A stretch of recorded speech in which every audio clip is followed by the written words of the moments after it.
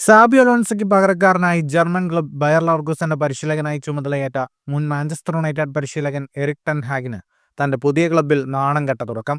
Pre season മത്സരത്തിൽ Brazilian club ഫ്ലമംഗോയുടെ അണ്ടർ-20 ടീമിനോട് 1-നെതിരെ 5 ഗോളുകളുടെ വമ്പൻ തോൽവിയാണ് Leverkusen ഏറ്റുവാങ്ങിയത്. ദക്ഷിണാമേരിക്കൻ pre season ടൂറിന്റെ ഭാഗമായി ബ്രസീലിലെ റിയോയിലെത്തിയ ടെൻഹാഗും സംഘവും ശക്തമായ ടീമിനെയാണ് കളത്തിലിറങ്ങിയത്. എന്നാൽ 2 മിനിറ്റിനുള്ളിൽ തന്നെ ഫ്ലമംഗോ യുവനിര ലീഡെടുത്തു. ഒരു കൗണ്ടർ അറ്റാക്കിലൂടെ ലോറൻ ആദ്യ ഗോൾ നേടി. ആർത്തറിന്റെ പ്രതിരോധ പിഴവ് ഓൺ ഗോളിൽ കലാശിച്ചതോടെ 10-ാം മിനിറ്റിൽ ഫ്ലമംഗോ 2 ഗോളുകൾക്ക് മുന്നിൽ. ആദ്യ പകുതിക്ക് പിരിയും മുൻപ് മറ്റിയാസ് ഗോൺകാൽവസ്, പെഡ്രോ ലിയാവോ എന്നിവരുടെ ഗോളുകളിൽ ഫ്ലമംഗോ എതിരില്ലാത്ത 4 ഗോളുകൾക്ക് മുന്നിലെത്തി. രണ്ടാം പകുതിയിലും സ്ഥിതി വ്യത്യസ്തമായിരുന്നില്ല. ഗുസ്താവോ ഫ്ലമംഗോയുടെ 5-ാം ഗോൾ നേടി. തുടർന്ന് ടെൻഹാഗ് ടീമിൽ കാര്യമായ മാറ്റങ്ങൾ വരുത്തി.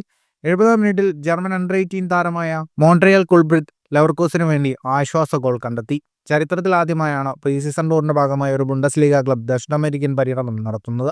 ഫുട്ബോൾ ലോകത്തെ കൂടുതൽ വാർത്തകൾക്കും വിശേഷങ്ങൾക്കുമായി സ്പോർട്സ് കഫേ സബ്സ്ക്രൈബ് ചെയ്യുക.